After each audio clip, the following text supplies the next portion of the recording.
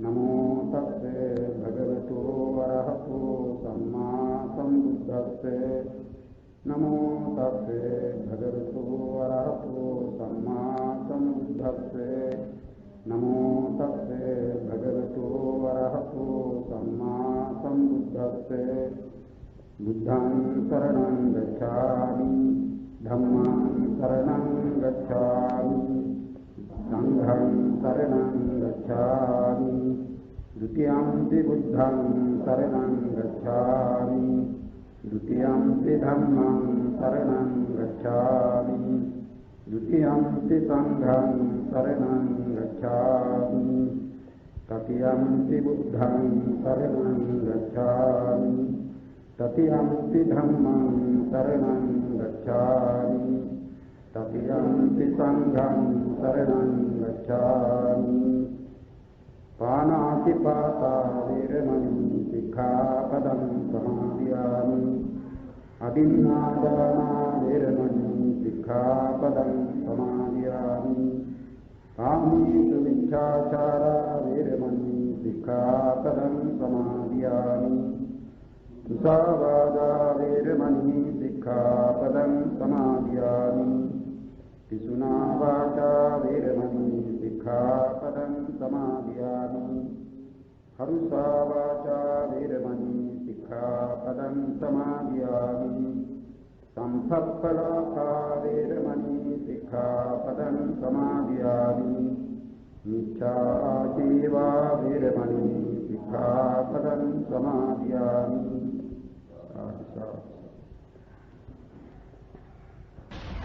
පින්වතුනි අපි පසුගිය දිනෙහි සෝබන සාධාරණ චෛතසික පිළිබඳ වූ විස්තරය අවසන් කළා.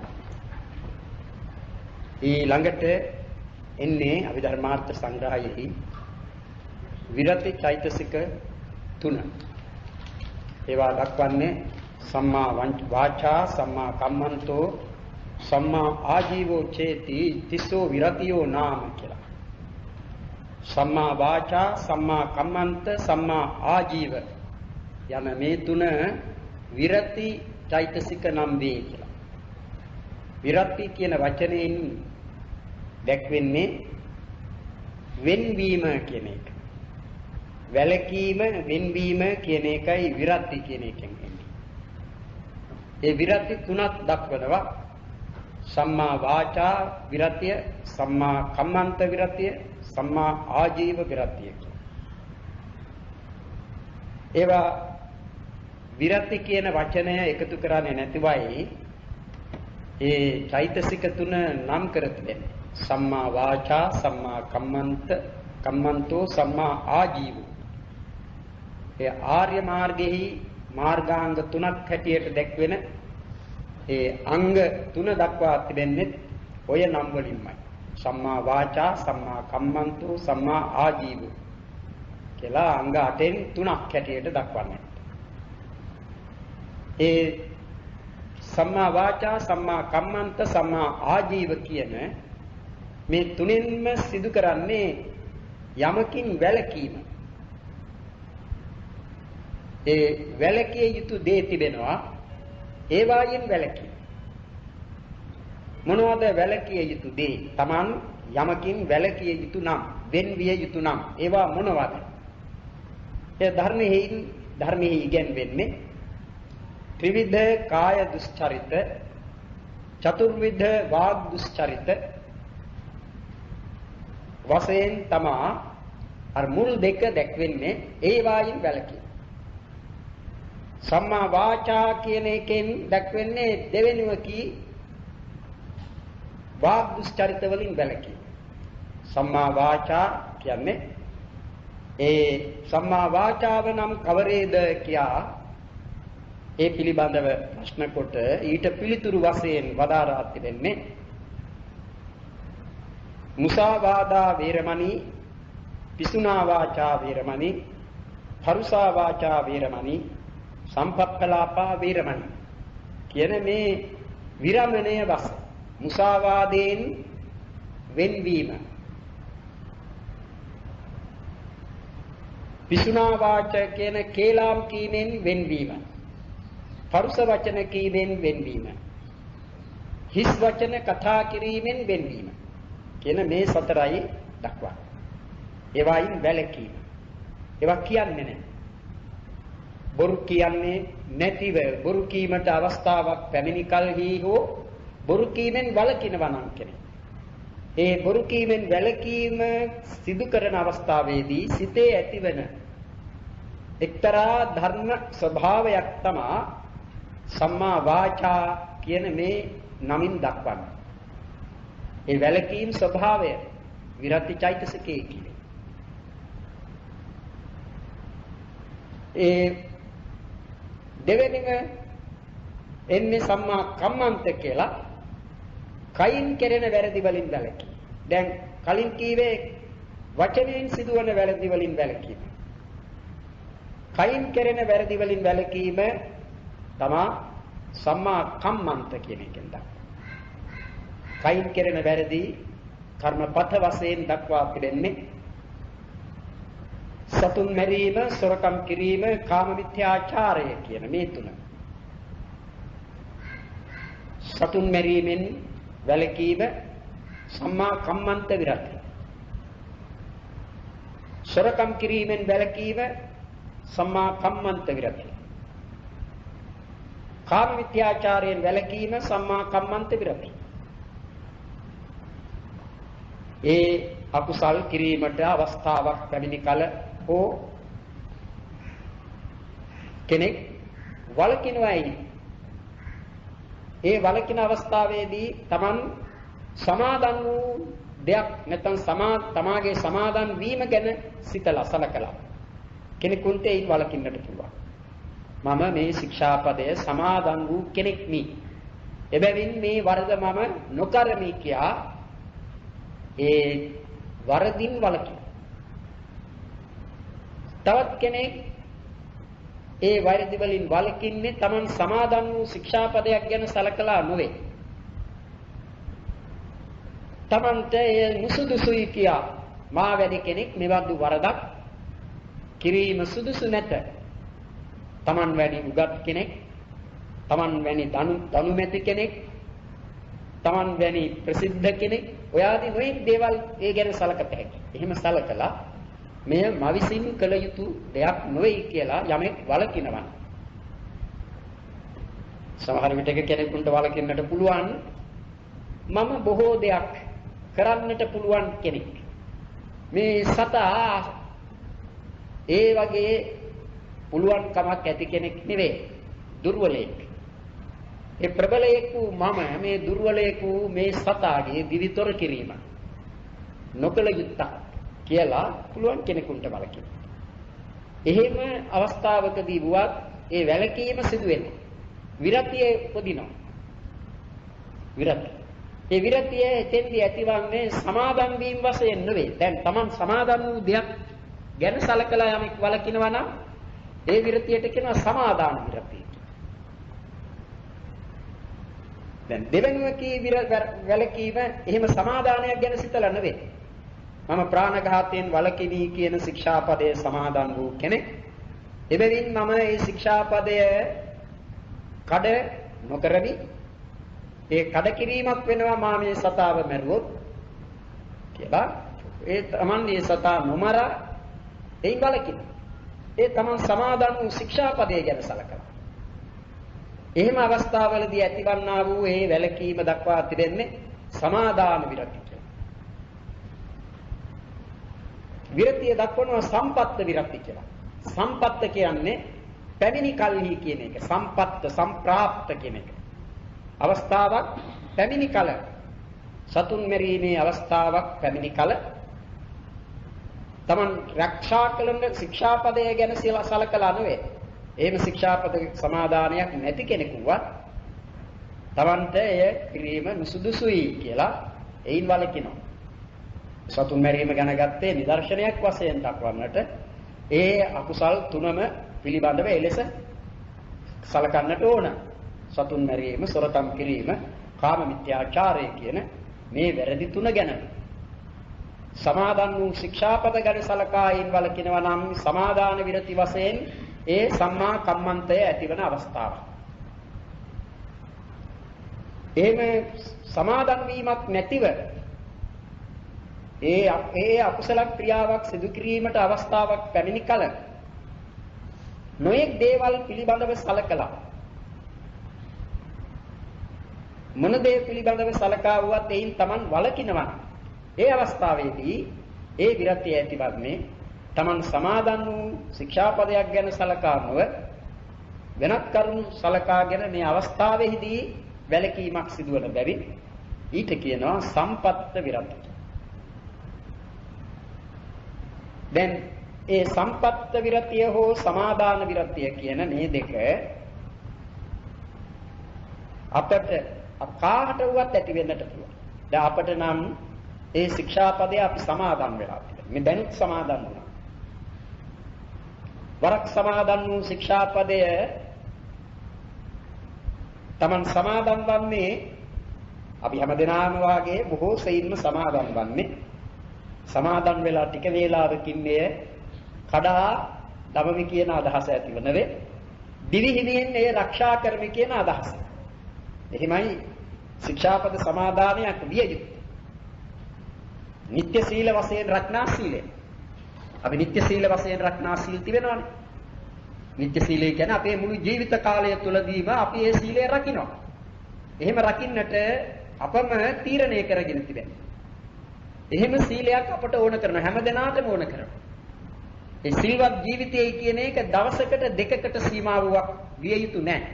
සිල්වත් ජීවිතය කියන්නේ ජීවිතය කියන වචනයෙන්ම පේනවා මුළු ජීවිත කාලය. ඒ මුළු ජීවිත කාලයම සිල්වත්ව ගත කරන්නට. ඒකයි අපේක්ෂාව විය යුත්තේ, බලාපොරොත්තුව විය යුත්තේ. ඒ තහවුරු කිරීමක් තමයි මේ ශික්ෂාපද සමාදානයෙන් සිදුවන්නේ. අපි සමාදන් වෙනවා. කවුරුවත් අපට නියම කරන්නේ නැහැ. කවුරුවත් අපට බල කරන්නේ නැහැ. බුදුරජාණන් වහන්සේ එහෙම බල කිරීමක් කරලා නැහැ. අපි මේ ශික්ෂාපද සමාදන් වන්නේ අපි සමාදන් වුණත් නුණත් ඒවා කොළොත් වැරදි. ඒකනේ ඒ සතුන් මැරුවොත් මරීම අකුසලයක් පාපයක්. සොරකම් කිරීම අකුසලයක් පාපයක්. කාම මිත්‍යාචාරය අකුසලයක් පාපයක්. කෙනෙක් සමාදන් වෙලා හෝ සමාදන් නොවි හෝ ශිෂ්ට මිනිසෙක් වශයෙන් ඒතනත්තා ඒවයි වැළකී යුතුයි. තවදුරටත් තහවුරු කිරීමක් තමයි මේ ශික්ෂාපද සමාදානයෙන් කරන්නේ. Tamanට මතක් කර දීමක් කරනවා මේ ශික්ෂාපදයකුත් සමාදන් වෙලා ඉන්න. මේ වැරද්ද කරන්නේ නැtei කියලා. ඒ නිසා ඒ බඳු අවස්ථාවක් පැමිණි කල්හි Taman සමාදන් වූ ශික්ෂාපදය ගැන සලකා හෝ ඒ වරදින් වළකින්නට පුළුවන්. එහෙම නැත්නම් ඔය පංචශීලය සමාදන් වුණත් නුණත් කවුරුන් හෝ රකින්නට ඕන කරන සීලයක්. ඒක කෙනෙක් වැදගත් කරන සීලයක් බව දැනගන්න. වැදගත් අය කියන්නේ ගේකට ඇතුළු කරගන්නට සුදුසු පුද්ගලයා කියන තේරුම. වැද්දා ගැනීමට සුදුස්සා වැදගත් කියන්නේ ඒකයි. ඒකට ගේකට පිළිගන්නට සුදුසු කෙනෙක්. එහෙම ඒතනත්තා සුදුසු වන්නේ ඔහුගෙන් ඒ ගෙදර අයට මොනම ආයුරකින්වත් බියක් පැමිණෙන්නේ නැහැ. බියකට කරුණක් නැහැ. ඔහු මරන්නෙක් නම් ගෙදර අයට වුවත් මරණ බිය ඇති වෙන්නට පුළුවන්. ඔහු හොරෙක් නම් ඔහුගෙන් සොර බිය එනවා. ඔහු සල්ලාලයෙක් නම් ඒ බියක් තිබෙනවා. ඔහු බොරු කියන්නෙක් නම් Taman පිළිබඳවත් ඕන තරම් බොරුවක් ඇදවා Tamanව කරදරෙහි දාන්න කෙනෙක් වන්නට බැරි නෑ මොහු කියලා හිතෙන්නට පුළුවන්. ඔහු මත්පැන් බී කරදර කලබල කරන කෙනෙකු බව දන්නවනම් ඒ තැනත්තාගෙන් ඒ නිසා සිදුවේ හැකි බිය තිබෙනවා. මේ පහෙන්ම වැළකුණු කෙනෙක් නම් මේ පහ කිරීම නිසා වන බිය පැමිණෙන්නේ නැහැ. ඒ නිසානේ බුදුරජාණන් වහන්සේ වදාරා තිරෙන්නේ පන්සිල් රැක්නා තැනැත්තා ලෝකයාට මහත් අභය දානයක් දෙන තැනැත්තෙක් කියලා. අභය දානය කියන්නේ බය නැතිව ඉන්නට පුළුවන්කම. ඔහු නිසා ඇති වෙනවා අන්‍යයන්ට. ඒ වගේ හැමදෙනාම පන්සිල් රකින්නෝ නම් කාටද කාගෙන්වත් බිය එන්නේ? බිය නැති සමාජයක් ඇතිවන්නට පුළුවන්. හැමදෙනාම පන්සිල් රකින්නවා. නමුත් එහෙම තත්වයක් ලෝකෙහි කවදාවත් සිදුවන්නේ නැහැ. මොකද ලෝකයේ වැරදි කරන අය සිටිනවා. හේතුව ඔවුන් මුලා වී සිටින්නේ. ඔවුන්ට හරි දැකීමක් නැහැ. හරි දැකීමක් ඇති වූ කල්හි මේ ඔක්කොම නවත්තනවා. ඒ හරි දැකීම ඇතිවන තුරු ඒ වැරදි වලට වැටෙනවා. සමහර විටක Tamanම සලකනවා ඒවා වැරදි කියලා. එහෙම වැරදි කියලා දැනත් සමහරු ඒ වැරදි කරනවා. එහෙම කරන අයත් සිටිනවා. කොයි විදිහකින් හරි ඒ වැරදි සිදුවන්නට පුළුවන් ශක්තිය ප්‍රත්‍යඥ సంతානෙහි පවතින. ප්‍රත්‍යඥයා කියන්නේ ඒ නිසාමයි පුතු කිලේසේ ජනේ පීති පුතුජනෝ බොහෝ කෙලෙස්. ඒ කෙලෙස් කියන ඒවා නිසා තමයි මේ අකුසල් සිත්ය කියන කොටස ඇතිවන්නේ. ඒ අකුසල් උපදවන ස්වභාවය ඇති කරගන්නා ස්වභාවය බහුල වශයෙන්ම පවත්නේ යමෙකු තුල නම් ඒ තැනැත්තාටයි ප්‍රත්‍යඥ කියන්නේ. පුතුජන කියන්නේ ඒ තැනැත්තා. අනේ පුතුජන තත්වයේ නිසා සතුන්ද මරනවා, සොරකම්ද කරනවා, කාමීත්‍යාචාරයේද කරනවා, බොරුද කියනවා, මත්පැන්ද බොනවා. ඒ පංච දුස්චරිතයන්ගෙන් සමහරු ඔය දුස්චරිත පහමත් කරනවා. සමහරු එයින් එකක් දෙකක් හෝ කරනවා. ඔය විදිහට ඒවායින් වැළකුණු අය ශිෂ්ට සමාජයක ටිකක් නෙවෙයි වැඩි සංඛ්‍යාවක් සිටින්නට ඕන. වැඩි සංඛ්‍යාවක් සිටින්නට ඕන. ඒ සමාජය ශිෂ්ට සමාජ. ශිෂ්ටාචාර කියන්නේ ඒ බඳු සමාජයන් ගැන සලකලා. දැන් ශිෂ්ටාචාර කියන වචනය ඊට සම්පූර්ණයෙන් විරුද්ධ තේරුම් දෙන දේවල් ඇතුළත් කොට කතා කරනවා. ශිෂ්ට නම් ඒ ශිෂ්ට පැවැත්මක් තිබෙන්නට. ඒ ශිෂ්ට පැවැත්ම ඔය නිසයි ඇතිවන්නේ. මා ජීවත් විය යුතු වන්නේ මා නිසා. කිසිම කෙනෙකුට කරදරයක්, හිරිහැරයක් නොවන විදිහට. එහෙම ජීවිතයක් නම් තමා මගේ ජීවිතය වටිනා ජීවිතයක් වන්නේ. තමන්ගේ ජීවිතය අනුන්ට කරදරයක් පිණිස පවත්නා ජීවිතයක් නම් ඒ ජීවිතය ලැබුවාට වඩා හොඳයි නොලබා සිටියක්. නොලබා සිටියක්. ඒ නිසා සමහරුන්ට කතා කිරීමේ හැකියාව තිබෙනවා. කතා කරන්නට පුළුවන්. දැන් අපි කාටත් තිබෙනවනේ ඒක. ඒක සාමාන්‍ය තිරිසන්ගත සතුන්ට නම් නැහැ. තිරිසන්ගත සතුන්ට නැහැ. ඔවුන්ට බෑ කතා කරන්න. ඔවුන්ගේ යම්කිසි ඇඟීම් දක්වන ආකාරයන් තිබෙනවා. ශබ්ද නගලා. ඒවා ඔවුන්ගේ ඒ ශබ්ද පිළිබඳව දන්නා අය නම් දන්නවා මේ කියන්නේ බඩගිනි කියලා. නැත්තම් මේ Tamanගේ තිබෙන ආදරය දැක්වීමක් කරන්නේ. එහෙම නැත්තම් මේ තරහවට මේ විදිහේ හැසිරෙන්නේ ඔය කියලා ඒවා පිළිබඳව දන්නා අය නම් තේරුම් ගන්නවා.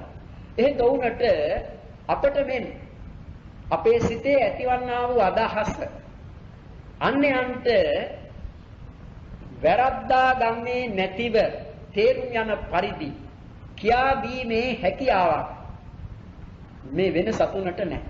අපටයි ඒක තිබෙන්නේ. ඉතින් මේ අපට තිබෙන මේ හැකියාව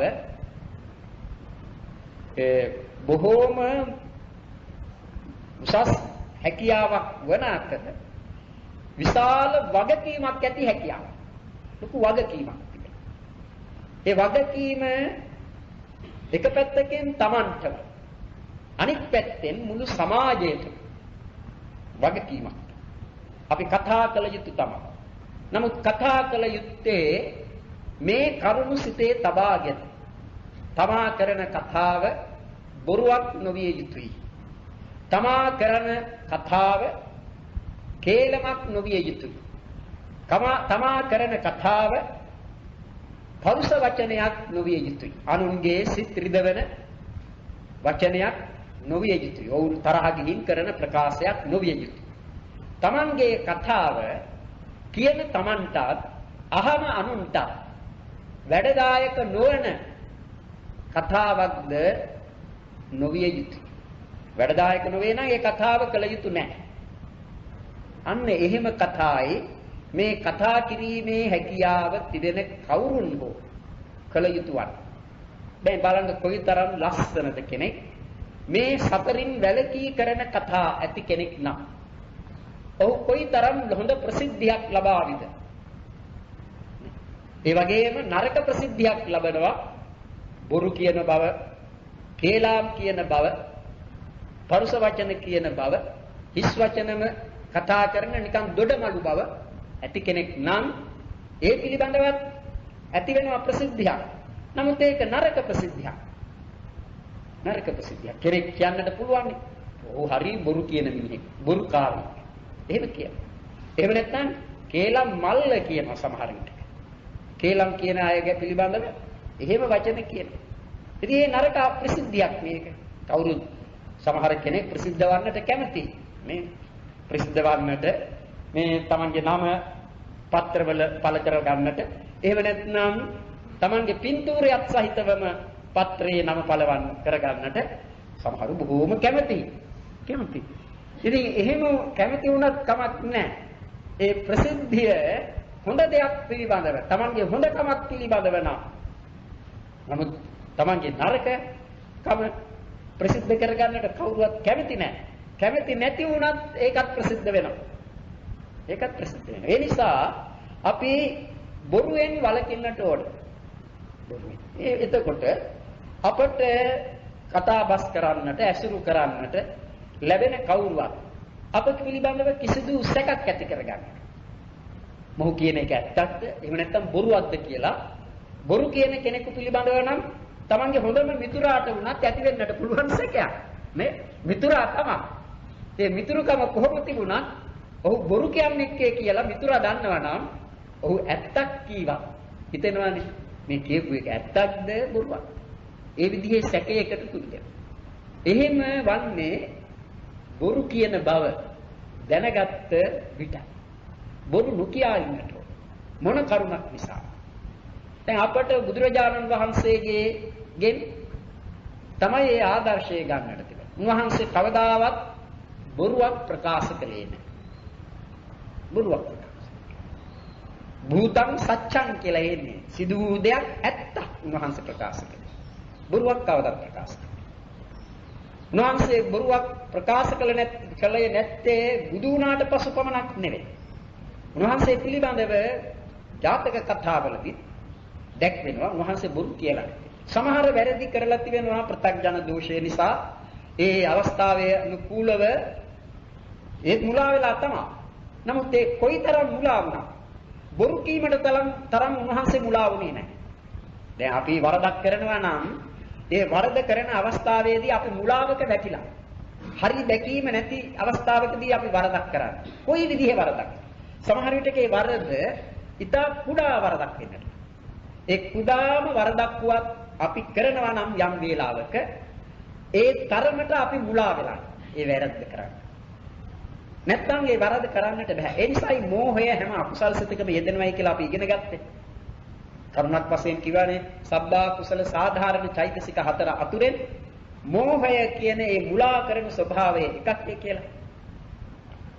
ඒ තරමට මුලාවන ප්‍රත්‍යඥයා. ඒ නිසා යම් යම් වැරදි සිදුවන්නට පුළුවන්. එහෙත් උන්වහන්සේ බෝධි සම්භාරය පුරණ කාලෙහිදී බොරු කීමට තරම් මුලා වුණේ නැහැ. බොරු කිව්වේ නැහැ. ඒකයි ඒක අදහස් කරන්නේ. බොරු කිව්වේ නැහැ කවදාවත්. සමහර විට හිස නැතිවන්නට තරම් හේතු වන කරුණු වැරදි ක්‍රියා වහන්සේ ඇතැම් අවස්ථාවලදී කරලා තිබෙනවා. මම මේ දින තුනට මීට කලින් දවසකත් කියන්නට ඇති අකුසල් සිත් පිළිබඳව කතා කරන විට බෝධිසත්වයන් වහන්සේ වරක් ඒක ජීවිතයේදී Tamanගේ භාර්යාවගේ උවමනාවක් සපුරාලීම සඳහා අඹ සොයාගෙන ගියා. Taman වාසය කරන නගරයේ හැම තැනම. ඒ කාලය අඹ අවාරය හැම ඒ ගස් තිබුණා අඹ නැති. අඹ තිබෙන එකම ගහයි තිබුණේ මුළු නගරයටම ඒ රජුරුවන්ගේ උයනේ. ඉතින් රජතුමාට අයත් උයනෙහි අඹ අයත් වන්නේ රජතුමාට මිසක ඒ රටේ රටවැසියෙකුට නොවේ. ඉතින් මොහු තමන්ගේ භාර්යාවගේ උවමනාව පිළිබඳව සලකලා අඹ කැඩීමට ගිහින් අසු වුණොත් තමන්ට ලැබෙන දඬුවම පිළිබඳව හොඳටම තේරුම්ගෙන මේ ගමන ගියා. ගිහින් කෙසේ හෝ අඹ ගහට නැගගත්තා. නැගගෙන අඹද කඩාගත්තා. කඩාගෙන ඔඩොක්කුවේහිද පුරවාගත්තා. පුරවාගෙන ඉන්නකොට තමන්ට අඹ ගහ පහළින් ශබ්දයක් ඇහෙනවා. බැලුවා මොකක්ද මේ ශබ්දය? රජතුමාත් පුරෝහිත බ්‍රාහ්මණයා කියන මේ දෙදෙනා මේ පහළ සිටින්නේ. රජුරෝ පුරෝහිතයාගෙන් කරුණ දැනගන්නවා. අවවාදයක් අනුශාසනයක් ලබා ගන්නවා. නමුත් පිළිවෙල වෙනස් කරලයි ඒ අවවාදය අනුශාසනය ලබා ගන්නවා. රජුරෝ උස අසුනක ඉඳගෙන පුරෝහිතයාට පහත් තැනක් දීලා මේ අවවාදය ලබනවා. ඒක විසුදුසුනේ, ඒක ලෝක ධර්මයක් නෙවෙයි. කාගෙන් හෝ යමක් ඉගෙන ගන්නට යමෙකු බලාපොරොත්තු වන්නේ නම් ඒ උගන්වන තැනැත්තාට තරමක හෝ සැලකිල්ලක් කරන්නට ඕන. ඒ කල යුතු තිබෙන ප්‍රධානම සැලකිල්ල තමයි ඒ තැනැත්තාට උස් අසුනක් දී තමා නීචාසනයක් ඉඳීම. ඒ කියන්නේ Taman පහත් තැනක් ගන්නට ඕනේ. එතන තිබෙන්නේ රජකමයි පුරෝහිතකමයි කියන එක නොවේ, ඒ සම්බන්ධයම පවණක් නොවේ. එතන තිබෙන්නේ ගුරුවරයායි ගෝලයායි කියන සම්බන්ධය. එතන. ඒ නිසා මේ කාරණය දැක්ක හැටියෙම අඹහොරකමේ ගිය බෝධිසත්වයන් වහන්සේට ඉවසාගෙන සිටින්නට බැරි වුණා. මේක අධර්මයක්. Taman කරේ ධර්මයක් නෙවෙයි. නමුත් මේ අධර්මයේ ඊට වඩා ලොකුයි. දැන් දැස්සා. දැහලා රජුරෝ ඉස්සරහට ගිහින් ඇහුවා මොකද්ද මේ කරන අධර්මය කියලා. ඉතින් ඇහුවා මොකද්ද අධර්මය? ඔබතුමා මේ පුරෝහිත බමුණාගෙන් අනුශාසනයක් ලබා ගන්න. ඒ අනුශාසනය ලැබිය යුත්තේ ඔබ වාඩි වී සිටින ආසනය ඔහුට දීලා ඔබ ඒ පහත් අසුර අරගෙන. දැන් මේ කන පිටයි පෙරලලා තියෙන්නේ. ඒක වැරද්දක්. රජුරු තේරුම් ගත්තා. රජුරන්ට තේරුණා ඒක. මොකද ඒ රජතුමාත් මම හිතන්නේ ඔය මේ බෝධිසම්භාරයේ පුරට බෝධිසත්වයන් වහන්සේගේ මේ ශිෂ්‍යයෙකු වන්නට සිටින කෙනෙක්. ඔබ මේ කුලේ කොහොමද මේ උයනට ආවේ? මම ආවේ අඹ හොරකම් කරන්න. කිව්වා අඹ හොරකම් කරන්න. මොකටද? කාරණයක් කිව්වා. අඹ හැමතැනම හොයන්නට ගියා, ඒ ලැබුණේ නැහැ. ඒ නිසා මම ආවා මේ හොරකම් කරන්න යන්න. ඔහුට අඹක් දුන්නා. දඬුවම් කළේ නැහැ රජතුමා. නමුත් ඇත්තත් පිළිගත්තා. අර බෝධිසත්වයෝ එවේලේ තමන් ආපු කාරණේ සැඟෙව්වේ. මම ආවේ අඹ හොරකම්. අන්න ඒ වගේ ඇත්ත කියපු අවස්ථාවට සමහරු අපේ රටේ සිටි බව දක්වනවා. ඒ අය දිව්‍යත ප්‍රාණඝාත කළේ නැහැ. එහෙම අයත්. දැන් මේ ඇත්ත කතා කිරීම පිළිබඳව මේ බෝධිසත්ව චරිතයෙන් ලංකාවේ සිදු වුණු සිද්ධියක් සඳහන් කර තිබෙනවා අපේ බණ පොත්වල. ඒ එක්තරා උපාසකෙක් පිළිබඳ. ඒත් ලංකාවේ සිටි රජෙකුට වටුමස් කෑමට ආසාවක් ඇති වෙනවා. ඒ වටුමස් කෑමට ආසාවක් ඇති වුණාට රජතුමා ඒක ප්‍රකාශ කළේ නැහැ. ඒක සංගවාගෙන සිටියා. සංගවාගෙන සිටියේ කාට හරි දැනගන්නට ලැබුණා නම් රජතුමාට මේ විදිහේ ආසාවක් ඇති වෙ තිබෙනවයි කියලා රාජප්‍රසාදය ලබා ගැනීම සඳහා වටුවක් දහස් ගණනින් මැරුම් කන. එවැනි මේ පිනදුන් දන්නවනේ. කාගේ හරි ප්‍රසාදය ලබා ගැනීමට සමහරු වටුවක් නෙවෙයි මිනිසුන් පවා මරාවි. මේ රාජප්‍රසාදය ලබා ගැනීමට වටුවක් කොයිතරම් ගණනක් මරාවි. රජතුමා ඒ නිසා කාටවත් කිව්වේ නැහැ. රජුරෝ පන්සිල් රත්නා කෙනෙක්. මේ නිසාම රජතුමා ලෙඩ වුණා. දන්නවනේ හිතේ තිබෙන බලවත් ආශාවක් සංසිඳවා නොගෙන ඒක යට කරගෙන එයින්ම පීඩාවට පත්වෙමින් වාසය කිරීමයි කියන එක කෙනෙක් රෝගාතුර කිරීමට සමත් කාරණයක්. රජතුමා රෝගියෙක්. වෙන කිසි ලෙඩක් නැහැ මේ ලෙඩේ නිසා. බැරිම තැන Taman බොහොම සලකන අමාත්‍යයෙකුට කතා කරලා ඇහුවා රහසේම. ඔබ දන්නවද මේ පළාතේ මගේ රාජ්‍යයේ පන්සිල් රත්නා උපාසකයෙකු ගැන? කිව්වා අසුවල් පළාතේ සිටින ගමේ සිටින ඒ උපාසක තැන ඒ නිත්‍ය පන්සිල් රත්නා ඕක කැඳවන්නට. කැඳෙන්නේ. ඒ කැඳවලා රජතුමා ඔහුගේ අතට කුකුලෙකු දුන්නා. කුකුලෙකු දී කිව්වා මුව මරලා ව්‍යංජන 5ක් හදාගෙන එන්නට කියලා. රජතුමාගේ භෝජනය සඳහා. මොහු කිව්වා මහරජා මම කවදාවත් සතුන් මරලා නැහැ. ඒ සතුන් මැරීම මම කවදාවත් කරන්නේ නැහැ. ඒ නිසා මට බෑ ඔය වැඩේ කරන්න. රජුලෝ ඒ වෙලේ කිව්වා හොඳයි දැන් අදට යන්න. නමුත් හිතත් අයිමත් එන්න මේ ගැන තවත් සලකලා බලලා. මේ රජතුමාගේ අන පිළිනොපැද්දොත් සිදුවන දේ දන්නවා නොවේ කියලා පිටත් කරලා හැරියා. මේ පවුවදා නියමිත වේලාවට ආවා. ඒ වෙලේ දුන්න කුකුලව අතට. ඔහු කුකුලව අතට අරගෙන කිව්වා මම මේ ජීවිතේහි මේ දක්වා දැන සතෙකුගේ ජීවිතය තොර කරලා නැහැ. කුකුලට ආමන්ත්‍රණය කරලා කිව්වා නුඹගේ පිරිසත් සමග මේ තැන ඇවිදලා කාලා ජීවත් වෙන්න. මම යනවා දංගෙඩියට හිස තියන්නටයි කියලා. අර හිස ගසන්නට පාවිච්චි කරන හිස ගසා දැමිට අර කොටයක් තියෙත් එතනට ගියා. දෙල්ල. ඒ වෙලේ රජතුමා තීරණ ගත්තා. මොහු නියම සිල්වත් කෙනෙක්. ඒ නිසා ඔහුට Tamanගේ රහස කිව්වා. මට මේ විදිහේ ආසාවක් ඇති වෙලා තිබෙනවා. ඒ නිසායි මේ විමසීම කළේ. ඔහු ඒක පිළිගත්තා. ඒ විදිහේ දෙයක් ලබා දෙන්නට පුළුවන් වේවි කියලා ඒ විකුණන්නට ගෙන යන එහෙම මේ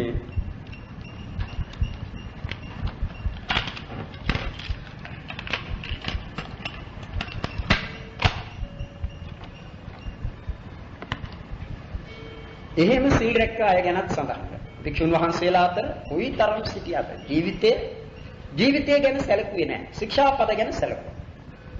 අන්න ඒ විදිහට යම් අකුසලයන්ගෙන් වළකින බව අප තුල ඇති කරගෙන ඒ ශක්තිය දියුණු කරන්නට. ඒ ශක්තිය දියුණු ඒක දුර්වලකමක් නෙවෙයි. සමහරු හිතන්නේ ඒක දුර්වලකමක්. ඒවා කරන්නට බැරි නම් එයා සමාජයෙන් කොම් වෙනවා. එයාට උපාසකයයි කියනවා. නැත්නම් උපාසක බලලයි කියනවා.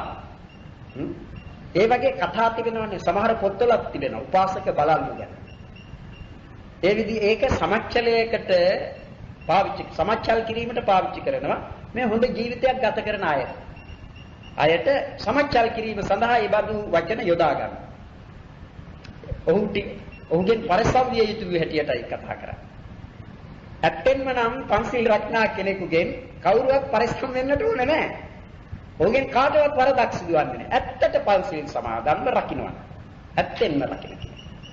ඒ කියන්නේ ඔහු අපේදානය දෙන කෙනෙක් කීවේ. එහෙම නෙවෙයි මේ ඒවා නොරකින්න කෙනෙකුගෙන් නම් ආරක්ෂා වෙන්නට ඕනේ.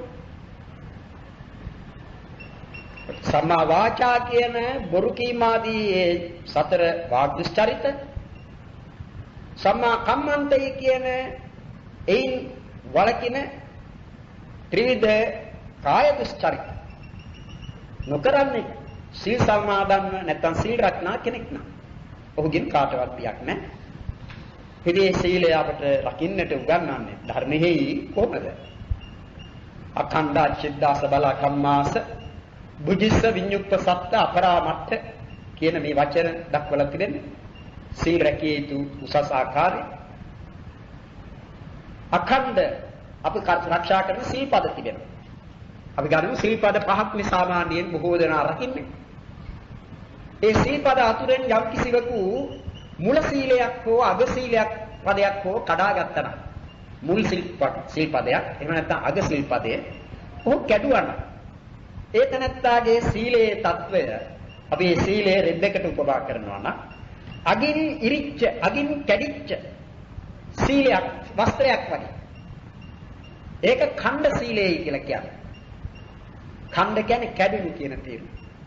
එතකොට මුල් හෝ අග ශික්ෂාපදයක් කඩාගත් සීලයක් ඇති කෙනෙකුගේ ඒ සීලය ඛණ්ඩ සීලය. මෙද ශික්ෂාපදයක් බිඳගත් කෙනෙක් විතොත් ඒ බිඳගත් ශික්ෂාපදයේ ඇති සීලය චිත්ත සීලය කියන්නේ. චිත්ත කියන්නේ සිදුරු වෙච්ච කියන්නේ. සිදුරු වුණු සීලයක් වස්ත්‍රයක් වගේ. සිදුරු වුණු වස්ත්‍රයක් බඳු සීලයක් රැක්නා කෙනෙක්. චිත්ත සීලය. ඊළඟට සබල සීලය කියලා එකක්. සබල කියන්නේ මේ හැමේ ඇතිවන කබර කියන එක. ඒකට කබර සීලය කියලා දක්වන්නේ ඒක පිළිවෙලින් ශික්ෂාපද දෙක තුනක්ම කඩාගෙන නම් සිටින්නේ. එහෙම එක්කෙනාගේ සීලය කබර ගැහුණු සීලයක්. ඒක සබල සීල කියන්නේ. සමහරෙකුගේ සීල්පද තිබෙනවා. ඒ මුල් එක හොඳයි, දෙවෙනි එක නරකයි, තුන්වෙනි එක හොඳයි, හතර නරකයි, පහ හොඳයි. ওই විදිහට අතරින් පතර සීල්පද බිඳගෙන තිබෙනවා. හරියට ගොනෙකුගේ ඇඟේ තිබෙන පුල්ලි වගේ. ඒම සීලයට කියනවා කම්මාස සීලය කියලා.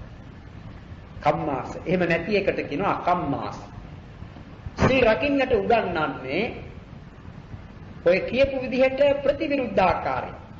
කිසිදු මුලෙන් හෝ අගින් හෝ ශික්ෂාපදයක් නොකඩාගෙන අඛණ්ඩ වශයෙන්.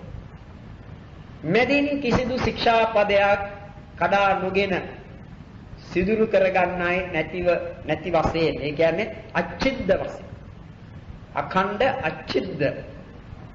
පිළිවෙලින් ශික්ෂාපද කීපයක් කඩා ගැනීමක් නොකොට රැකිය යුතු සීලය. එබඳු සීලයට කියනවා අසබල. එහෙන් ශික්ෂාපද නොකඩාගෙන රක්නා සීලයට කියනවා අකම්මාසක. ඒතකොට සීල් රකින්නට උගන්වන්නේ අඛණ්ඩ අච්චිද්ද අසබල අකම්මාස. මේ විදිහට ශික්ෂාපද යමෙක් රකින්නවා. ඒ රක්නා තැනැත්තාගේ ශික්ෂාව තමන්ට ඒ තැනැත්තාට මේ තෘෂ්ණා දාසත්වයෙන් මිදෙන්නට උපකාර කරන මිදෙන්න සඳහා පවත්නා සීලයක් වෙනවා. ඒ තෘෂ්ණා දාසත්වයෙන් මුදවන සීලයට කියන්නේ බුද්ධිස්සය කියලා. මේ පින්නතුන් අසා ඇති බුද්ධිස්සයාය කියන්නේ දාස බවින් නිදහස ලැබූ තැනැත්තා. දාස බවින් මේ පින්නතුන් දන්නා ඉස්සර ඔය ගෙවල් වල හිටියා දාසයෝ කියලා. ඒ අය මුළු ජීවිත කාලයම ඒ දාස ජීවිතය ගත කරා. ස්වාමියාට කැමති දෙයක් කැමති වේලාවක් ඔහුගෙන් වැඩගත හැකියි. ස්වාමියාව අත්හැරලා ඔහුට යන්න බෑ. ස්වාමියාට බැඳිලා සිටින්න. ඒ බන්ධනය තිබුණා. අන්න එහෙම දාස බවක් ඇති. දාස බැම්මෙන් බැඳුණු කෙනෙක්. ස්වාමිවරු ඇතැම් විටක දාසයාගේ හොඳකම නිසා සමහර විටක ඔහු පුළුවන් තරම් කඹරලා ඔහුගේ නිදහස ලබා ගන්නවා. එහෙම අවස්ථාවකදී හෝ ස්වාමියා ඔහුව නිදහස් කරනවා. ඒ දාස බවින් නිදහස ලැබූ තැනැත්තා තමයි බුද්ධිස්ස කියන්නේ. බුද්ධිස්ස. අපන් දාසයෝ කාගේ දාසයෝද? තෘෂ්ණාවේ දාස. තණ්හා දාසෝ කියලා කියන්නේ. තණ්හාවේ නියමයන් අපි ඉටු කරන්න. තණ්හාව කියන දේයි කරන්න. ආසාව තෘප්තිමත් කර ගැනීම තමයි අපගේ වැඩපිළිවෙල. එය තෘෂ්ණා දාසත්වයට බැඳීම නිසා සිදුවන දෙයක්. ඒ තෘෂ්ණා දාස බැඳෙන් අපව මුදවන්නට උපකාර වන ධර්ම අතර සීලයක් එකක්. ඒ සීලය නොකඩා සිදුරු කර නොගෙන කැලල් කර නොගෙන හොඳින් රැක්ක සීලයක් වුණොත් එය තෘෂ්ණා දාසත්වයෙන් මුදවීමට තරම් ප්‍රබල සීලයක්. අන්න ඒ බඳු සීලය තමයි බුද්ධිස්ස සීලය කියන්නේ. දැන් ඒ සීල් ඔය සෝවාන් ආදී මාර්ග ඵලවලට පැමිණෙන අයට ඇතිවන්නේ ඒ බඳු සීලයක්. තෘෂ්ණා දාසත්වයෙන් මුදවන බුද්ධිස්ස අඛණ්ඩ අච්චිත්ත අසබල අකම්මාස බුද්ධිස්ස විඤ්ඤුප්පසත්ත. විඤ්ඤුප්පසත්ත කියන්නේ විඤ්ඤු කියන්නේ නුවණැත්තෝ. නුවණ තිබෙන අය. නුවණ තිබෙන අය අතර ශ්‍රේෂ්ඨම ඥානවන්ත උතුමාණන් වහන්සේ තමයි අපගේ ශාස්ත්‍රු වූ සම්්‍යක් සම්බුදුරජාණන් වහන්සේ.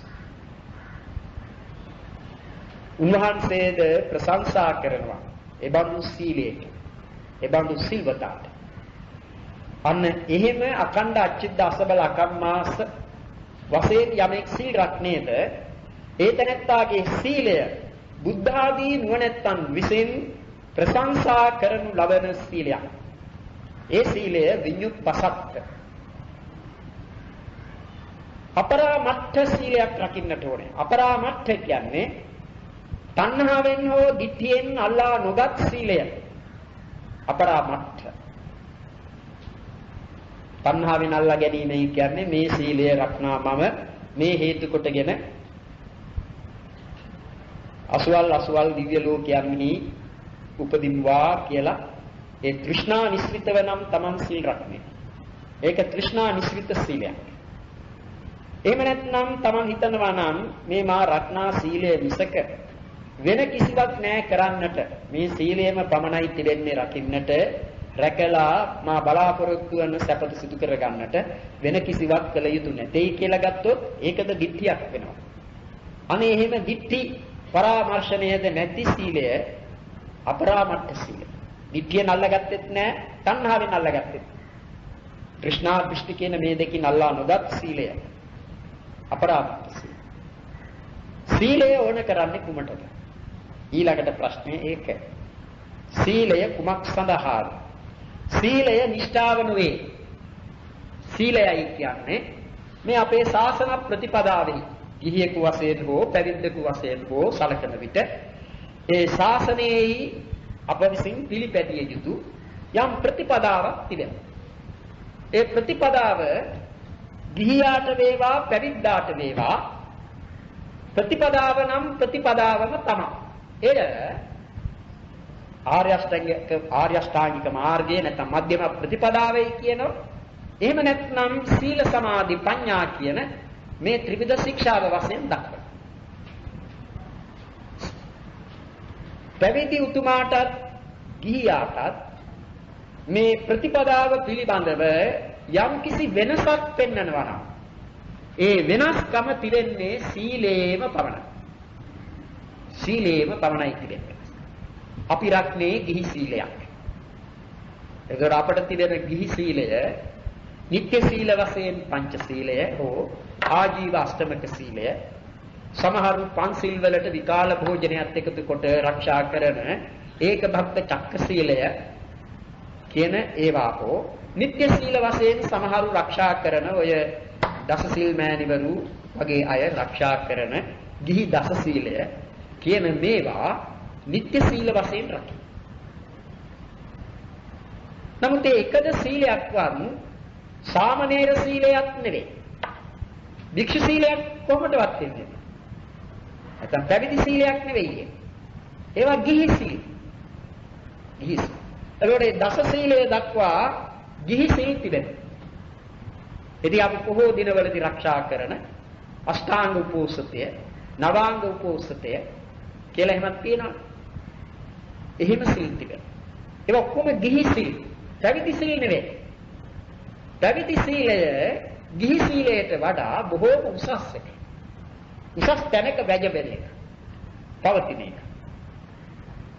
දැන් අපි ගිහි දස සීලයක් ආරක්ෂා කරනවා.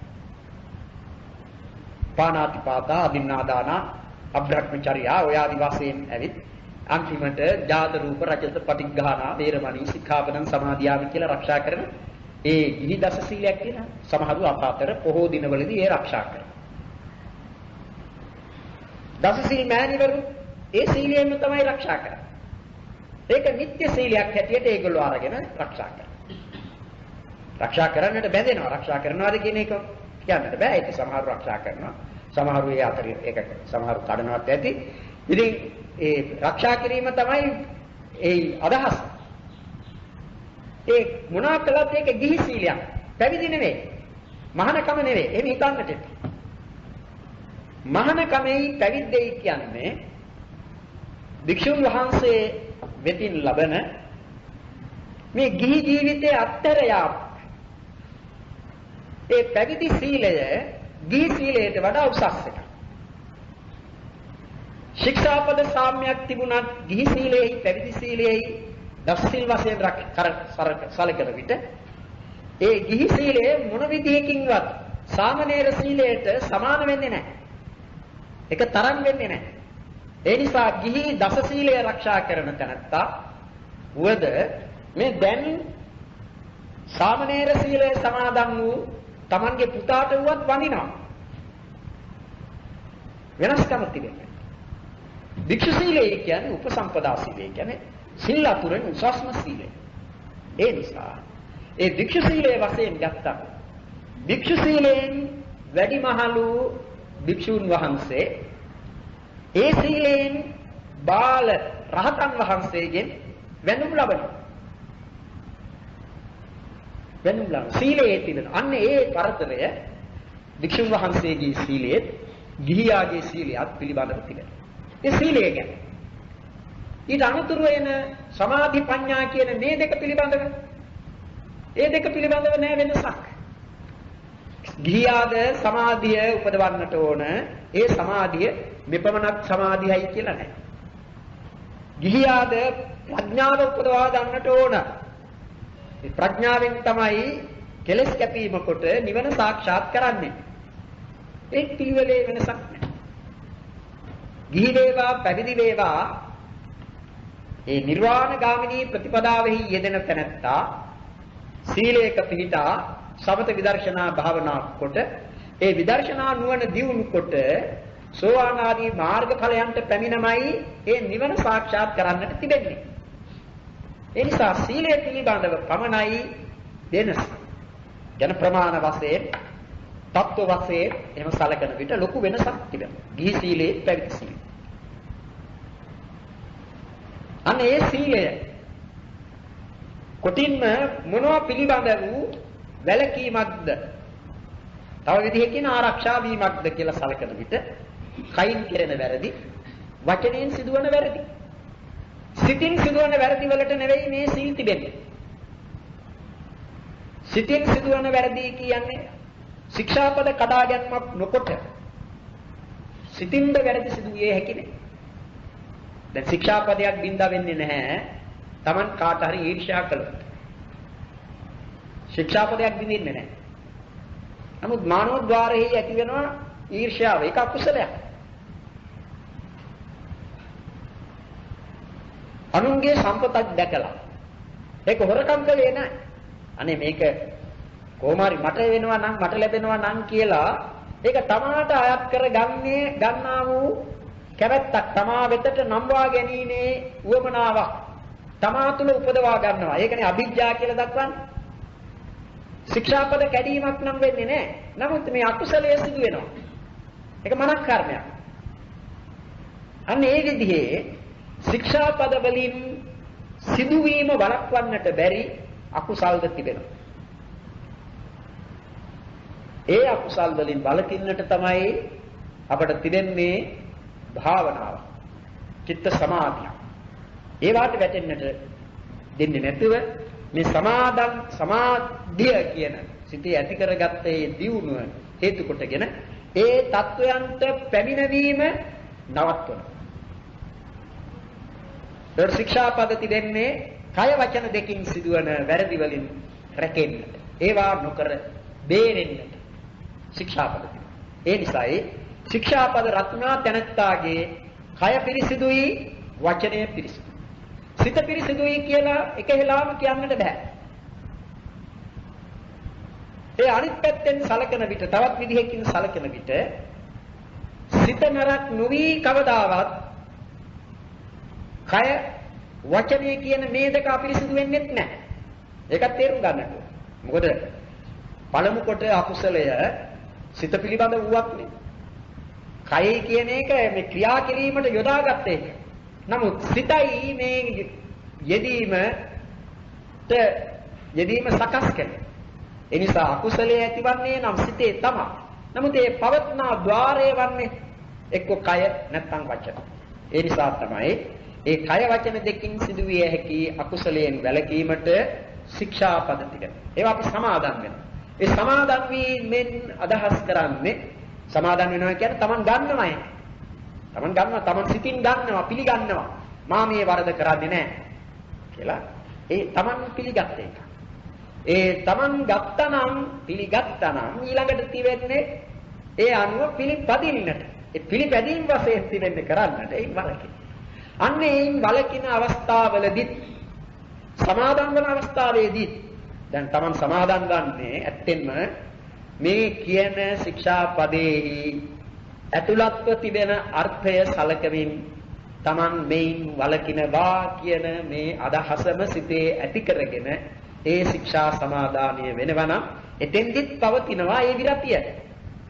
නමුත් ඒ විරතිය හොඳටම ක්‍රියාත්මක වන අවස්ථාව කුමක්ද? ඒ වරදක් කරන්නට අවස්ථාවක් පැමිණි කල එයින් වැළකීම. එමෙන්න දැන් කෙනෙක් සමාදම් වෙන්නට පුළුවන් Taman බොරු කියන්නේ නැtei කියලා. එහෙම සමාදම් වූ එක්කෙනාට අවස්ථාවක් යෙදෙනවා. තමාගේ ඥාතියෙක්, තමාගේ මිත්‍රයෙක් යම්කිසි වරදකට අසු වෙලා. ඔහුව බේරා ගැනීමට එකම මේ දේ වශයෙන් තිබෙන්නේ තමා විසින් බොරුවක් කියන එක. ඒ වරද සිදු වුණේ අසුවල් තැන. ඒ තැනදී මේ තැනත්තා කොහොමද ඒ වරදට සම්බන්ධ වන්නේ? ඔහු එදා දවසේ ගත කළේ අපේ ගෙදර. අපේ ගෙදර හැදන් 100ක් 200ක් විතර ඈත තිබෙන Tamanගේ නිවාසයේහි ඔහු එදා දවසේ ගත කළේ. ඒ නිසා ඔහුට මෙතන ඉන්නට බෑ. මේ වරද කරන්නට කියලා. ඒ විදිහෙත් බොරු කියන අය සිටිනවනේ. එහෙම එකක් කීවොත් යමෙක් ඇවි. ඔන්න ඔයා ඉතරයි අපට උදව්වට ඉන්නේ. මේ සාක්කිය කියත හැකිද කියලා අහන්න. ඥාතියාව බේරා ගන්නට, මිත්‍රයාව බේරා ගන්නට සමහරු එහෙම බොරුත් කියනවා. එතකොට ඔහු ආරක්ෂා කරපු ශික්ෂාපදයට මොකද වුනේ? ඥාතියා නිසා, මිත්‍රයා නිසා ඒ ශික්ෂාපදය ඔහු කැප කළා. ඔහු කඩාගත්තා. එතකොට ඔහුගේ ශික්ෂාපදය පැවතුනේ කොයිතරම් කල්ද? අවස්ථාවක් එනතුරු බොරු කියන්නේ එතෙක් Tamanට ඒ විදිහ අවස්ථාවක් ආවේ නැහැ. නමුත් මේ අවස්ථාවක් ආවා. එතෙන්දී ඔහු බොරු කියන්නේද බොරු නොකියන කෙනෙක් දැයි තීරණය කරන්නට තිබෙනවා. ඔහු එක විදිහකින් පරීක්ෂා කරන අවස්ථාවක්. ඒ පරීක්ෂණයෙන් ඔහු අසමර්ථ වෙනවා. ඔහු බොරු නොකියන්නාය කියන සුදුසුකම ඔහුට නැහැ. මේ බොරුව කීවොත් අන්න එහෙම ඥාතියා හිම්කොට පවත්නා ශික්ෂාපද රැකී ලාභය සීමා කොට ඒ කියන්නේ ලාභයක් ලැබෙන අවස්ථාවේදී ලාභය ලබා ගන්නට නම් කියන්නට තිබෙන්නේ බොරුව. බොරුව කියලා ලාභය ලබනවා ශික්ෂාපදය කැප කරලා. ලාභ පරියන්ත සීලය. මේ විදිහේ එක එක කරුණු තිබෙනවා. කොයි විදිහකින් අපි තේරුම් ගන්නට ඕනේ මේ විරතියෙන් ගැන කතා කරන විට අකුසලයන්ගෙන් වළකින ස්වභාවය තමයි විරති. කයින් සිදුවන අකුසලයන්ගෙන් වැළකීම සම්මා කම්මන්ත විරතිය. වචනයෙන් සිදුවන අකුසලයන්ගෙන් වැරදි වලින් වැළකීම සම්මා වාචා විරති. සම්මා ආජීව විරතිය කියන්නේ සම්මා ආජීව විරතිය කියන්නේ ජීවිකාව සඳහා කරන වැරදි වලින් වැළකීම. සමහරු ජීවිකාව කරගන්නේ වැරදි ක්‍රියාවල නිරත වෙලා ඒ වැඩ කරලා ඒ ජීවිකාවම වැරදි. සතුන් මරලා ජීවත් වෙනවා. ඔහුගේ ජීවිතේ ඔහු සතුන් මරනවා පමණක් නෙවෙයි. සතුන් මරා නම් ඔහු ජීවත් වන්නේ ඔහුගේ ජීවිකාව කරගන්නේ ඔහුගේ ආජීවයේද අපිරිසිදු ආජීවයක්, මිත්‍යා ආජීවයක්, වැරදි ආජීවයක්. ඔහු මත්පැන් විකුණලයි ජීවත් වන්නේ. ඔහුගේ ආජීවය මිත්‍යා ආජීවය. ඔහු මස් විකුණා ජීවත් වෙන්නේ මිත්‍යා ආජීවයක්. වහලුන් වෙලදම් කරලා ජීවත් වෙන මිත්‍යා ආජීවයක්. සතුන් මැරීමට ගන්නා ආයුධ වෙලදම් කරලා ජීවත් වන්නේ මිත්‍යා ආජීවයක්. සතුන් මැරීමට හේතු වන විස වර්ග වෙලදම් කරලා ජීවත් වන්නේ මිත්‍යා ආජීවයක්. එනේ පංච වනිජ්ජා කියලා තිබෙන්නේ. සප්ත වනිජ්ජා, සත්ත්ව වනිජ්ජා, මාංශ වනිජ්ජා, මජ්ජ වනිජ්ජා, විස වනිජ්ජා කිය. අන්න ඒවා කරන අය මිත්‍යා ආජීවයෙන් යුක්තයි. එතකොට මේ පහෙන් වැළකීලා ගොවිතැන් වෙලහෙළදාම් සාධාරණව කරන අය වේනම් ඒ අයගේ ජීවිකාව නිවැරදි ජීවිකාවක් ගිහියන් වශයෙන්. ගිහියන්ට සුදුසු වන ක්‍රියාවන් කොට ජීවත් වීම ගිහියාගේ සම්‍යක් ආජීවය වන අතර ඒවාද කරලා ජීවත් වන්නට පැවිදි පිරිස පැවිදි භික්ෂු උත්සාහ කරනවා නම් ඒවා කිරීම භික්ෂුවගේ මිත්‍යා ආජීවය. ඒකත් තේරුම් ගන්න. දැන් භික්ෂුවකේ කියන්නේ ගිහි සැපත අත්හර ගිහිකම් අත්හර කෙනෙක්. ඒ ගිහිකම් අත්හල කෙනෙකුට තමාගේම ජීවිකාව කර ගැනීම සඳහා රක්ෂා කිරීමක් අයිති නැහැ. රක්ෂා කරන්නට බෑ.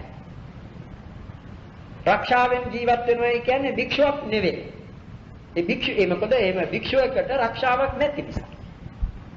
භික්ෂුව පරපටිබද්ධ අන්‍යයන් නිසා යැපෙන කෙනෙක්. ඒ තමන්ගේ උද්දායකයන්ගේ යැපෙන කෙනෙක්. ඔහොසෙන්න පිඩුසිඟා වැඩ ජීවිකාව කරගන්නට සූදානම් වයි මහානකම ලබන්නේ. එහෙම නෙන්නේ. පිණ්ඩපාත භෝජනං විස්ථායනේ පබ්බජ්ජා කියලා එන්නේ. පිණ්ඩපාත භෝජනය. එයින් යැපෙන්නට අදහස් කොට බලාපොරොත්තු ඇතිව තමා ඒ මහානකම ලබන්නේ. ඒ නිසා රක්ෂාවක් කොට ජීවත් වන්නටයි මම මහානවන්නේ කියලා කවුරුත් කියන්නේ නැහැ. ඒ නිසා ඒ රක්ෂා කිරීම භික්ෂු ජීවිතයට හොඳ ආජීවයක් නෙවෙයි. ගොවිකම් වෙලහෙළඳා ඒවා කොට ජීවත් වීම ගිහියන්ට හොඳයි. භික්ෂුවට සුදුසුයි. ඒ භික්ෂු තත්වයේ වෙන එකක්. ගිහි තත්වයේම නෙවෙයි. එහෙමනම් ගිහි පැවිදි කියලා වෙනසක් තිබෙන්නට බෑනේ. වෙනස වන්නේ ඔය කරුණු නිසා. ඒකට අත්තරින්නේ ඔක්කොම අත්තයි. කුමක් සඳහා මේ අත්තර ලැබිය යුතු ඉක්මනින් ලබාගත හැකි නිවන සඳහා අත්තරින්. ඒ නිසා ඒ භික්ෂුව සලකන්නට ඕන තමාගේ ජීවිකාව පිළිබඳ. එලෙසද ජීවත් වන. ගිහියන් විසින් දෙනු ලබන ඒ දානමාන ආදීන් ජීවත් වීම භික්ෂුවට කැපයි සුදුසු. නමුත් තමාම රක්ෂාවක් කරලා ජීවත් වීමයි කියන එක භික්ෂුවට සුදුසු නෑ. ඉතින් මේ සුදුසුකම්ද කරනවා. ඒ කරන්නේ එකක් ශාසනය පිළිබඳව තේරුමක් නැතිව. අන්‍යයන්ට උපකාර පිණිස යහපත පිණිස පින් සිදු කර ගැනීම පිණිස කරන වැඩක් තිබෙනවා. ඒ අදහස නොවේ. හරි හම්බ කර ගැනීමට කරන. කියන්නේ යමක් සපයා ගැනීමට කරන. ඒ වැඩ. වැරදි. ඉතින් අනේ නිසා මිත්‍යා ආජීවය කියනකොට භික්ෂුන් වහන්සේ ගැන සඳහන් කරනවා කුහනා ලබනා නේවිතිකතා ලාභේන ලාභං විජිගීසනතා ඔය ආදි වශයෙන් රාශියක් එනවා මේ පිටුතුන්ට ඒවා පිළිබඳව බලා ගන්නට පුළුවන්. විසුද්ධි මාර්ගයේ යන සීල නිර්දේශය කියවලා ඒවා සිංහලයෙන් පළ වෙලා තිබෙනවා. ඒ පොතක් අරගෙන කියවන්න. ඒ භික්ෂු ජීවිතයේ භික්ෂු සීලය පිළිබඳව. ඒ ආජීව පාරිශුද්ධ සීලය පිළිබඳව එහි කියවෙනවා. අන්න එහෙම ආජීවය පිරිසිදුව පවත්වාගෙන යනවා නම් යමෙක් ඒ තැනත්තා මිත්‍යා ආජීවයෙන් වළකින කෙනෙක්. මිත්‍යා ආජීවය ගිහියෙකු වේවා පැවිද්දෙකු වේවා. මේ මිත්‍යා ආජීවය වශයෙන් කරන්නට වෙන්නේ. මිත්‍යා ආජීවයේ වශයෙන් කරන්නේ මොනවද? අර කලින් කී ජීවත් වීමට සතුන් මරන, හොරකම් කරන, කාමීත්‍යාචාර ආදී වැරදි ක්‍රියා කරන, බොරු කියන, කේලම් කියන, පරුස වචන කියන. පරුස වචන කියලා ජීවත් වෙන මිනිස්සු නැද්ද? ඉන්නවා. සමහරව පාවිච්චි කරන අය අයව. අර මිනිහට ගිහිල්ලා දනපන් කියලා ඒ මිනිහට සල්ලි දෙනවා. මේ කවදාවත් Taman දැකලවත් නැහැ. Taman දන්නේවත් නැහැ. එහෙම මිනිසුන්ට නිකන් ගිහින් පනිනවා. එහෙමයි. Tamanට කිසිදු වරදක් නොකරන ලද Taman කවුදයි කියා නොදන්න මිනිසුන්ව මරා දානවනේ සමහර මුදල් අරගෙන. ඒ වුන් ජීවත් වන්නේ මිනිහ මරලා. මිත්‍යා ආජීවය. ඒකයි මේ කියන්නේ. සතුන් මැරීමේ, සොරකම් කිරීමේ ජීවත් වෙන.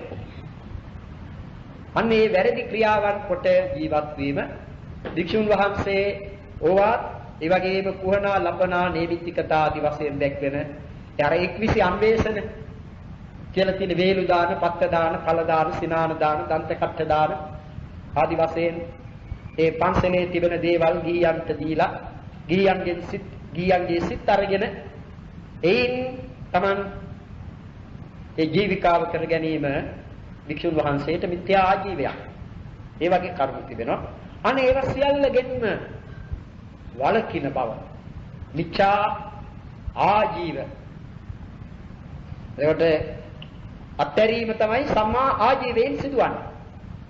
එතකොට කම්මන්ත සම්මා කම්මන්ත කීවේ කාය දුස්චරිත තුනෙන් වැළකීම. සම්මා වාචා යනුවෙන් දක්වන්නේ වාග් දුස්චරිත සතරෙන් වැළකීම. සම්මා ආජීව කියන එකෙන් දක්වන්නේ ඒ දුස්චරිත හතම ජීවිකාව සඳහාම කොට ඒ වගේම වෙලහෙළදාම් ආදි වශයෙන් කෙරෙන අර පංචවිධ වැරදි වෙළදාම් වලින් වැළකීම ගිහියාගේ සම්‍යක් ආජීවයේ වෙන මිත්‍යා ආජීවයෙන් වැළකීම අනේ කරුණු සලකන්නට. ඉතින් එහෙම ඒවායින් වළකින අවස්ථාවලදී ඒ තැනත්තාට උපදනා වූ ධර්ම තුනක් තමයි ඒ අවස්ථාවලදී උපදනා සම්මා වාචා, සම්මා කම්මන්ත, සම්මා ආජීව. බොරු කීම ආදී වාග් දුස්චරිතයෙන් වැළකීමේදී සම්මා වාචා, සතුන් මැරීම ආදී කාය දුස්චරිතයන්ගෙන් වැළකීමේදී සම්මා කම්මන්ත, ජීවිකාව සඳහා කරන මේ වැරදි ක්‍රියාවන්ගෙන් වැළකීමේදී සම්මා ආජීව.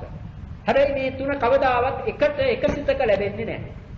ඒවත් ඒ ලෞකික කාමාවචර කුසල් සිතෙහි වෙන වෙනමයි ලැබෙන අවස්ථාවල. සම්මා වාචා තිබේ නම් සම්මා කම්මන්ත ආජීව කියන චෛතසික දෙක නැහැ.